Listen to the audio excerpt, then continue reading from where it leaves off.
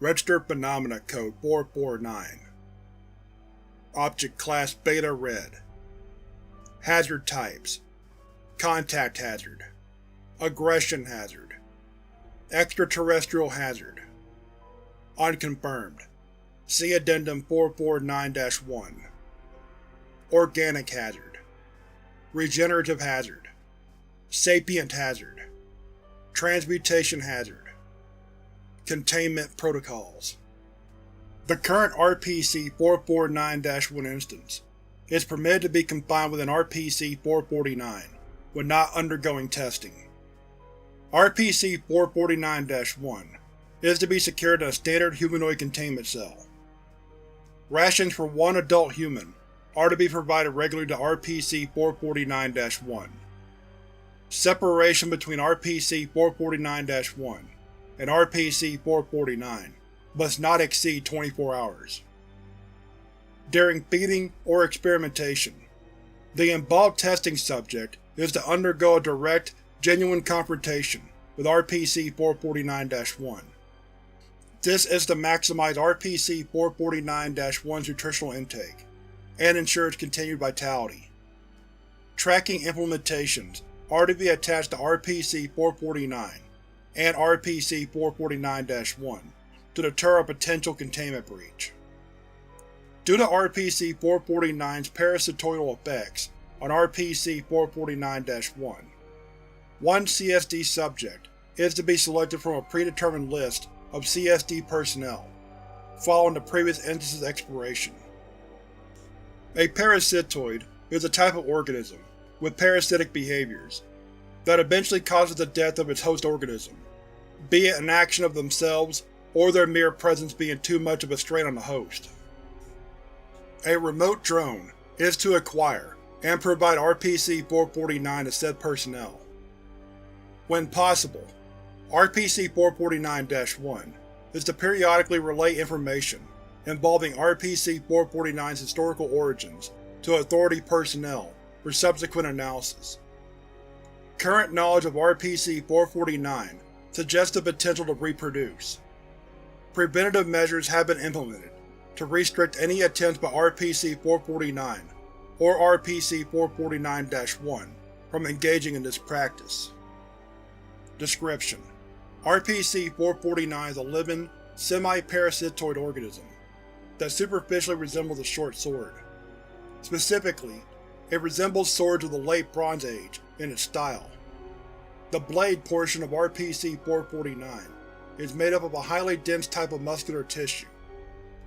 Initial tests placed the hardness of this portion at roughly 95 on the Rockwell B scale. RPC-449 also has a handle portion of its body. This is made up of a less dense epidermal layer, covering what is thought to be a bone-like structure. Along the handle portion, there appears to be subdermal spikes with stingers protruding from them. These stingers are known to extrude a type of fluid into a host. On the approximate guard portion of RPC-449, there is an optical organ, most alike that of a human eye. It is believed that RPC-449 only has a singular eye, which rolls back and forth to either side of the anomaly. RPC-449 is parasitoidal in nature, with its primary host being humans. RPC-449 exhibits a preference for males with a highly muscular physique. RPC-449 is demonstrated to be able to become a parasite to all humans, regardless of physical attributes, though RPC-449 claims that humans with these specified traits allow it to take in the most nutrients possible when it feeds. To become a host of RPC-449, a human subject first grips onto the handle portion of RPC-449, at which point stingers will inject the fluid into the subject's bloodstream. Composition of this fluid has so far been inconclusive. Being pale yellow in color, it was first thought to be a venom-like substance. Subsequent testing, however, has revealed that it is most similar in composition to blood, with cells present within it of similar shape to most common red and white blood cells. Following entry into the bloodstream, this fluid produces a lytic effect on the subject's red and white blood cells, progressively eliminating said cells for reproduction. Eventually, this substitutes the subject's RBC-WBC count. The subject is then designated an RPC-449-1 instance. RPC-449-1 instances exhibit no major physical alterations, with the exception of a slight purple pigmentation of the skin and black pigmentation of the sclera. RPC-449-1 instances also have a completely changed mental mindset, disregarding previous interest to instead have the sole desire to engage in combat using RPC-449 as a weapon. RPC-449-1 instances also claim to be able to communicate with RPC-449. This is done through seemingly telepathic means. Instances of RPC-449-1 typically last for upwards of several years, after which point exotic chemical changes within the fluid produced by RPC-449 will commence, causing the fluid to become cytotoxic. Because of this process's gradual nature, it may take several days for the current RPC-449-1 instance to die from this event. Once RPC-449 has bonded with an instance of RPC-449-1, it will typically have a desire to feed. To do this, the RPC-449-1 instance will use RPC-449 as a weapon. RPC-449-1 will typically only attack beings which have a desire to harm them. Once a subject is identified, RPC-449-1 will penetrate his attacker via RPC-449. RPC-449 will subsequently absorb various metabolic nutrients from the aggressor. Post-mortem examination of subjects stabbed with RPC-449 indicates severe deficiencies of carbon solutions, calcium, potassium, and iron. Adrenaline also appears to be a key nutrient for RPC-449, as when subjects are stabbed with the anomaly, they begin to produce an inordinate amount of the compound, to which RPC-449 also absorbs. Biotelemetry readings during testing confirm that RPC-449 uses these nutrients, as well as the adrenaline, to sustain both itself as well as the current RPC-449-1 instance. Several anthropological discoveries by Authority elements have led many in the Authority to believe that RPC-449 is a member of a species that did not naturally evolve from any organism on Earth. It is currently thought that the species of RPC-449 came to Earth through some extraterrestrial means. RPC-449 itself is also an incredibly long-lived organism. Estimates of RPC-449's age place it at over years old. RPC-449 has directly corroborated all these findings. See Addendum 449-1 for more details. Discovery: RPC-449 came into the Authority's possession after being discovered during an archaeological dig in what is now modern-day southern Syria. In 1879, within an abandoned military outpost last thought to be occupied in the 10th century AD.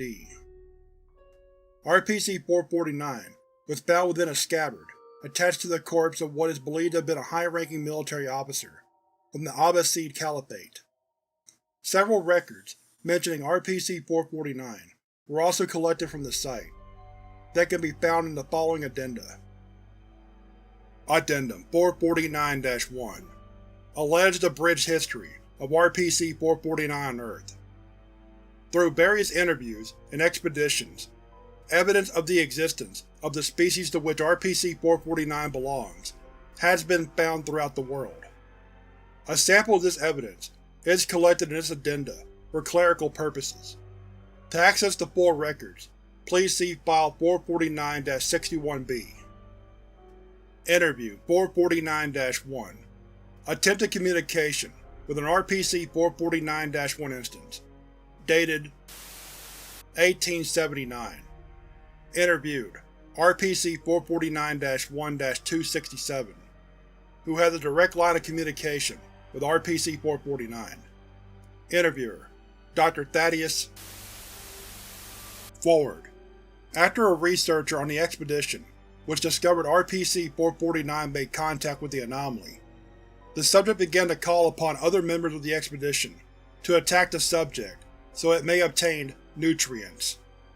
The lead scientist on his expedition then intervened and attempted to speak with the subject. Begin log. RPC-449-1-267. Come, you heathens! Fight, so that I may have a good meal, and so you may have a glorious death. Dr. Thaddeus. Mr. What is the meaning of this? Have you gone completely mad? Oh, Thaddeus. Good to see you. Listen. I hereby resign myself from this expedition. I found a new calling. I wish to kill for the sake of this blade. This is outrageous. Put that weapon down. Dr. Thaddeus notices the eye of RPC-449, which had previously been closed. What in the name of God is that? Oh, this? Pauses. Looks at the eye of RPC-449. It is the blade. It calls to me, Thad. From the deepest reaches of my mind, it commands me to kill. Mister, I am not sure what is happening, but I know that if you let go of that sword, we can help you. What? No, I don't know of any troops. What was that? Troops? No, I am not a military man, but I will still kill for you. Are you speaking to me? Oh, sorry, Thad. I guess you can't hear him. You see, he's been speaking to me, trying to find out what has happened.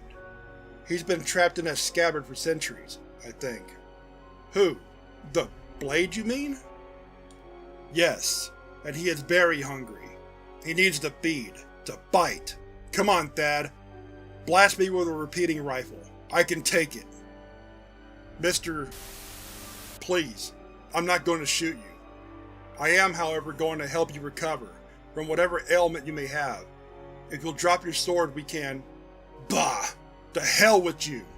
I don't care at this point. He may not get the best meal out of this.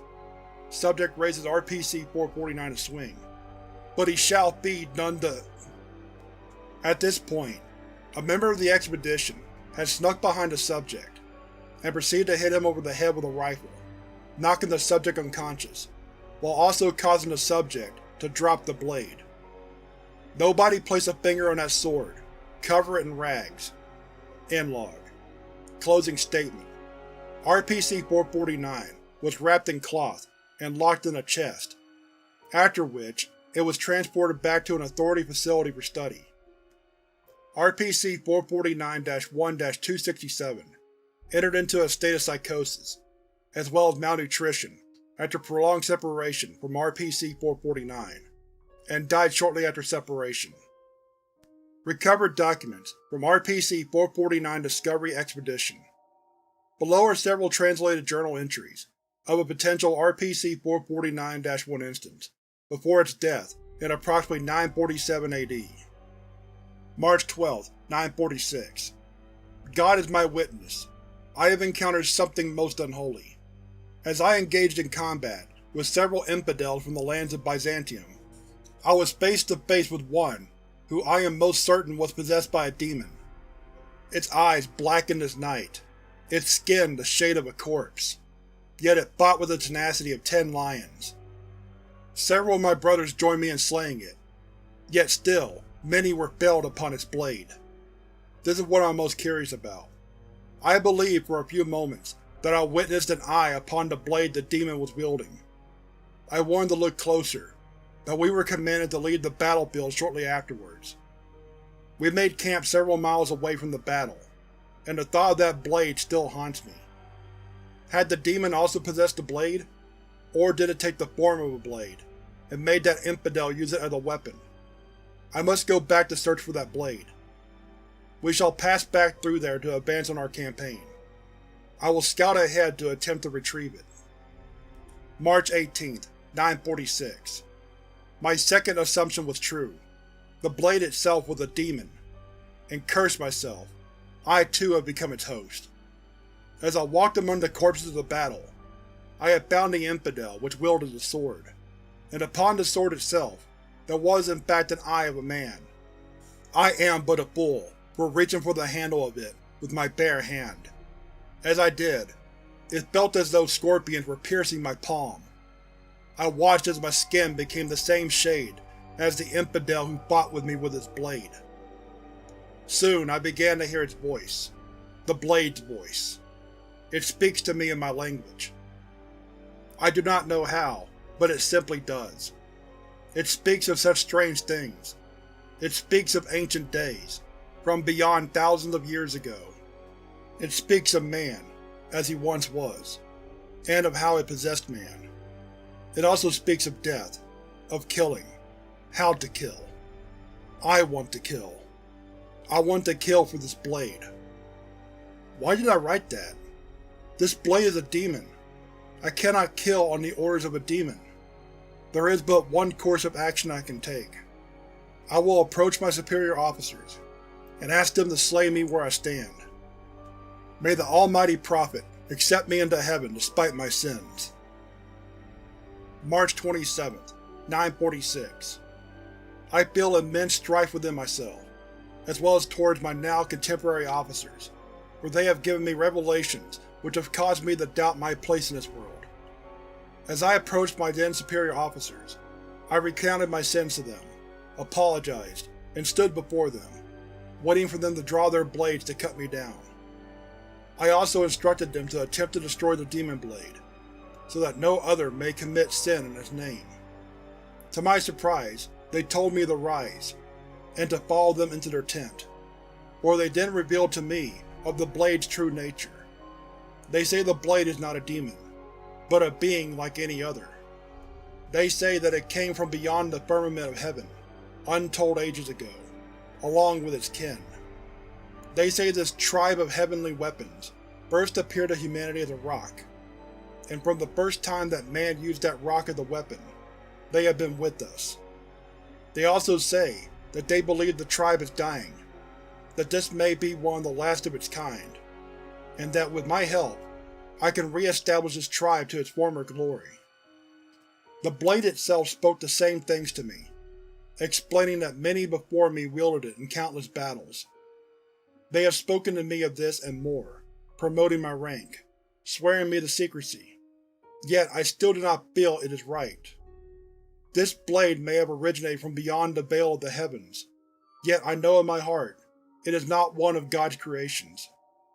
Even so, this desire I feel to kill for this blade is simply too strong for me to resist. I curse this blade, and those officers. Why is it they could not wield this blade? I swear, I will find a method for penance for me and these wicked men. April 19th, 947. On this day I have killed 47 men. And so I shall lash myself 47 times for their deaths at the hand of this blade. If only I could also lash my contemporaries as well.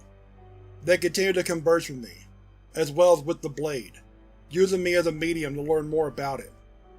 They speak to us about my killings, and the blade's health, always doting over whether the blade is feeding enough.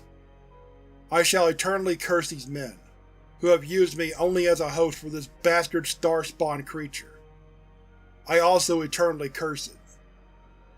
What is most terrifying is, I have learned of how I will save this tribe of weapons from extinction. I am to be sacrificed in a dark ritual. My flesh will be transformed, and from it, others of this blade's kin shall be made. I could never bear the weight of this action, and my soul would never rest if multitudes of this blade's kin were in the hands of tormented souls like mine. There must be a way to stop this blade. I cannot simply sneak away with it. I am too closely monitored by my contemporaries to attempt escape. Destruction of the blade is also infeasible. Many times I struck it against a solid stone wall. It cried out in pain, but it never broke. God Almighty, I pray to you, please reveal to me how to kill this blade. And please erase this blade from the record books. May it, and all of its kin, be forgotten. May 16th, 947. God has smiled upon me. As I write this, I, as well as all the men who are a part of this conspiracy of the blade, am trapped in an immense sandstorm. in the middle of the Levant. We are losing men by the hour, and we have no bearings for how to escape. I do feel sorrow for the men who are uninformed of this conspiracy.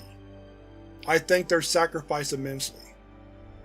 As for the men who are informed, I personally used the blade they so worshipped to slay them, much to the dismay of the blade itself. It curses me, calls me a tribe slayer, and wishes for my race to also die at the hands of another. I do not listen. I have placed the blade within my scabbard, so that it may know of the fate of all those felled before it. I will now let the sands take me as well. To whoever finds this, I hope you will never fall under the influence of this blade, and if possible, I also hope you will develop a method for its destruction. When questioned about these writings, RPC-449 became hostile, and refused to speak any further. The events described in these writings as the possible origin of RPC-449 species, and the supposed ritual by which the species reproduces, is currently under investigation. RPC-449 has also refused to comment on these events.